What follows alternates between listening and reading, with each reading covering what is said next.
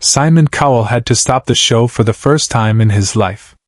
Because the child on that stage taught him how to talk to a mother in heaven.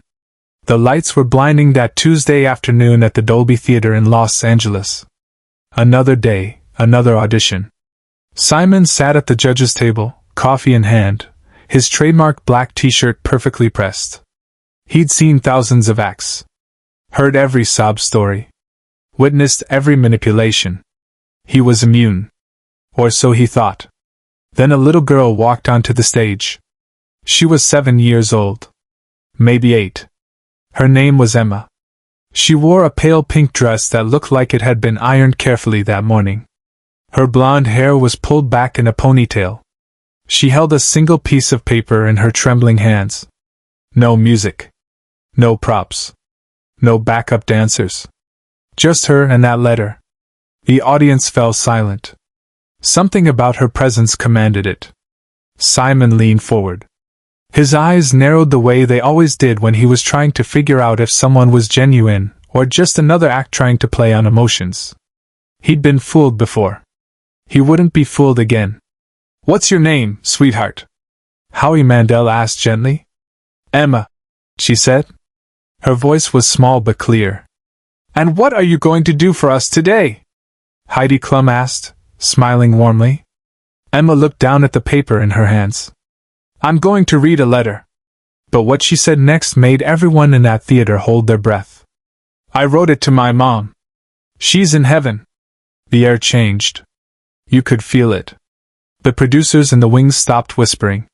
The cameramen adjusted their focus. Even the audience members who'd been checking their phones looked up. Simon's expression didn't change. Not yet.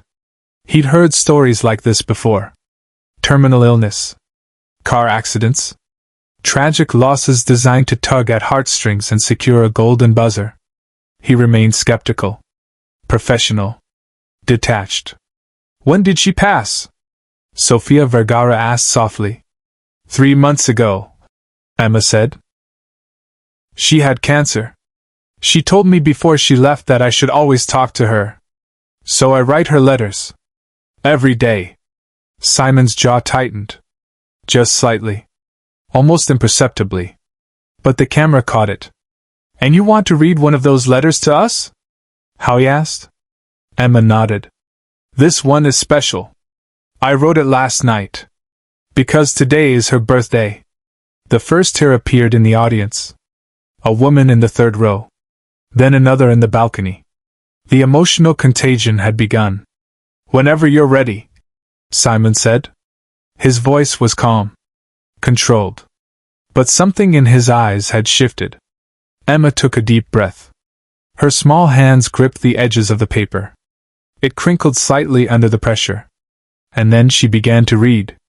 "Dear Mommy." Her voice cracked on the word. "Mommy." She paused. Swallowed. Started again. "Dear Mommy, happy birthday. I miss you so much. Today Daddy made pancakes but they weren't as good as yours. He tried really hard though. I told him they were perfect because I didn't want him to be sad." Simon's hand moved to his chin. He was listening now. Really listening. "I wore the dress you bought me before you got sick. The pink one.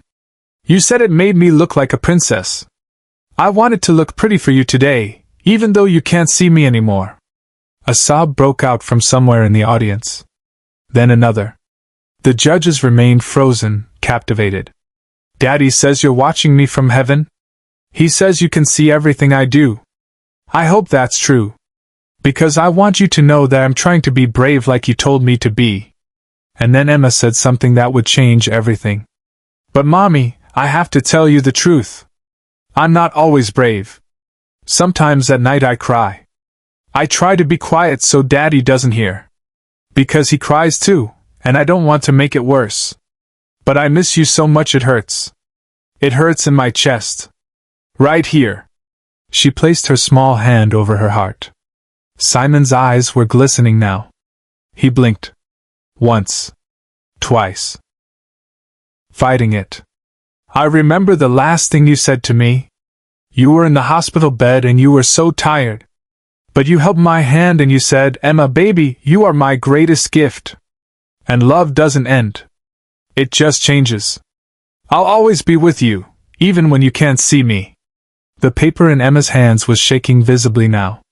Tears were rolling down her cheeks, but she kept reading. She had to finish. I didn't understand what you meant then. But I think I do now. Because when I close my eyes, I can still feel you hugging me. I can still hear your voice when you used to sing me to sleep. And sometimes, when the wind blows, I pretend it's you touching my face. Simon's hand was covering his mouth now. His eyes were red.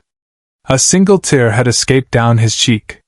Subscribe and leave a comment, because the most powerful part of this performance is still ahead. I wish I could have one more day with you, Mommy. Just one more day. I would tell you everything. I would tell you about school, and about how I made a friend named Sarah, and how I'm learning to play the piano like you always wanted me to. I would hug you so tight and never let go. Emma's voice was breaking completely now, but she pushed through.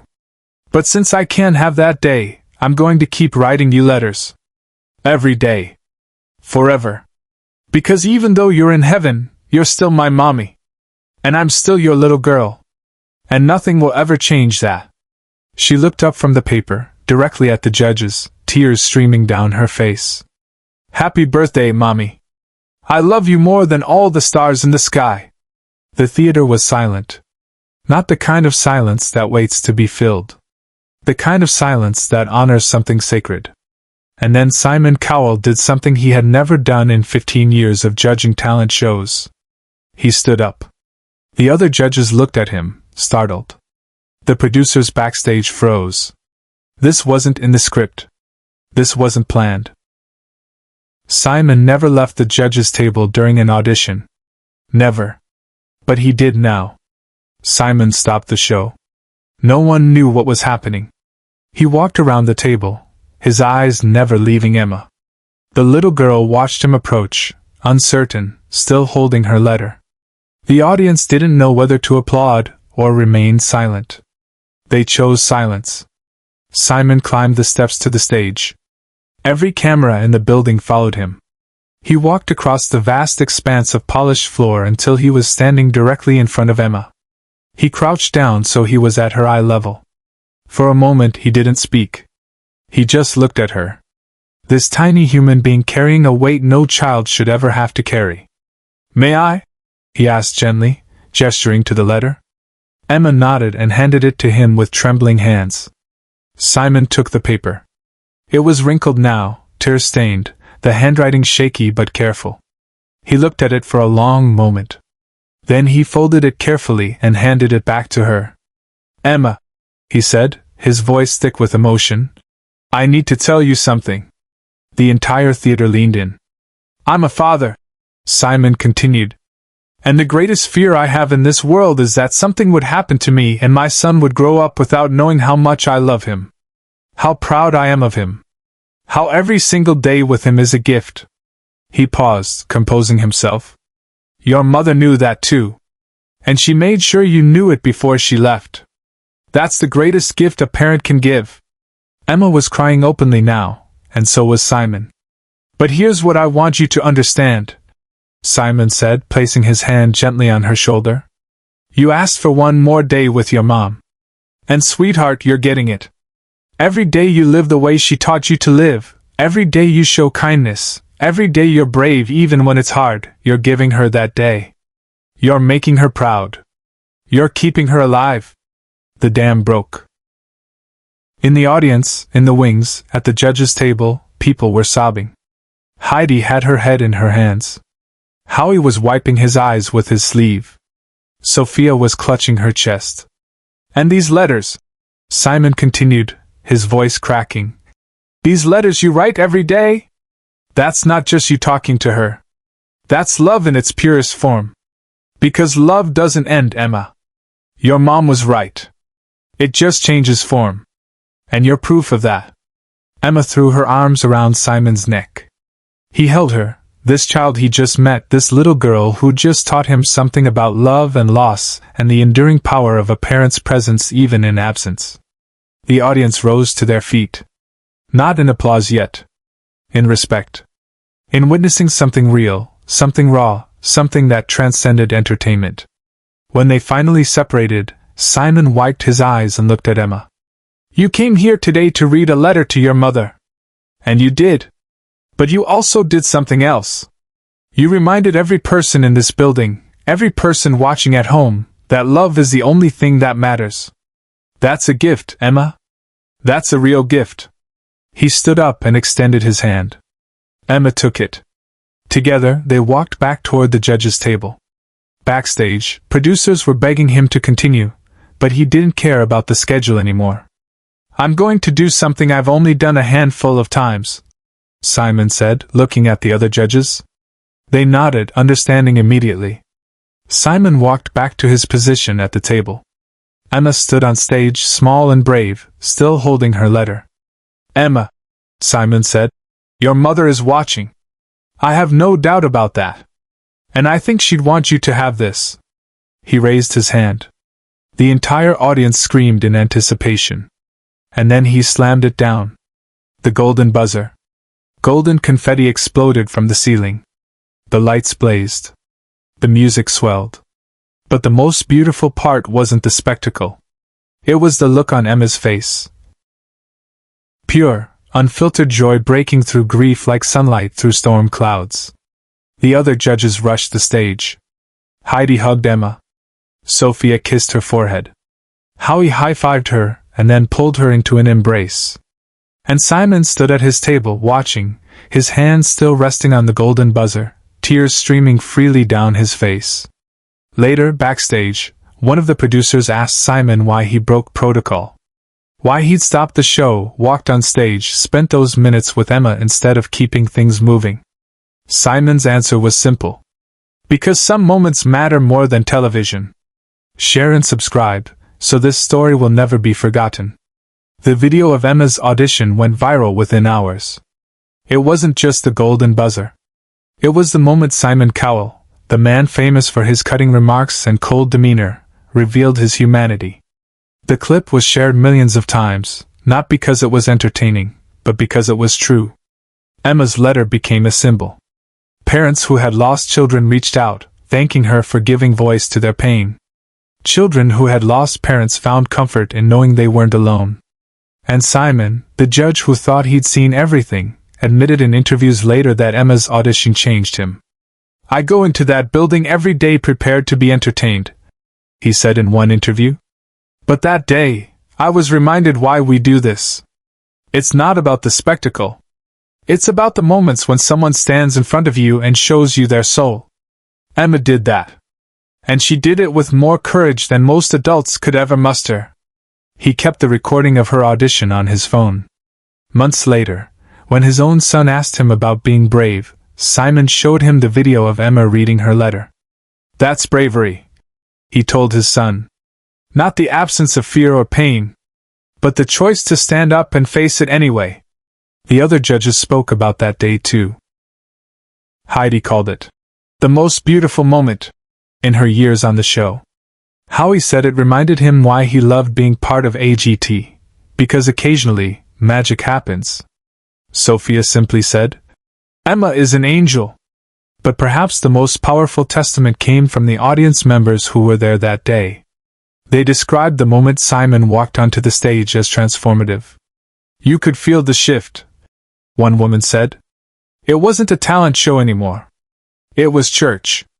That letter, written on a piece of notebook paper with purple ink, in a child's careful handwriting, had done what millions of dollars in production and years of planned moments never could. It had revealed the truth about love, loss, and the unbreakable bond between a mother and her child. Emma continued to write letters to her mother. Every single day. And each one ended the same way. I love you more than all the stars in the sky. On the night of the AGT finale, when Emma performed again in front of millions of viewers, she dedicated her performance to her mother. Simon was asked to introduce her. He walked to center stage, composed but clearly emotional. Ladies and gentlemen, he said, months ago, a little girl walked onto this stage and taught me something I thought I already knew. She taught me that love doesn't end. It transforms. It lives on in the way we remember, in the way we honor, in the way we continue to show up even when it hurts. He paused, looking directly into the camera. Emma's mother can't be here tonight. But she is here. In every word Emma speaks. In every brave step she takes. In the strength and grace this child shows the world every single day. The audience was already in tears before Emma even took the stage.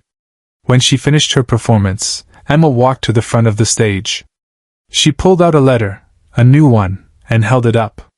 "This one's for you too, Mommy," she said to the camera, to the sky, to wherever her mother was. "I hope I made you proud." Simon stood from his chair. He didn't say anything. He didn't need to. He simply placed his hand over his heart and nodded at Emma. Because some truths are too powerful for words. And love, real love, never needs permission to be seen.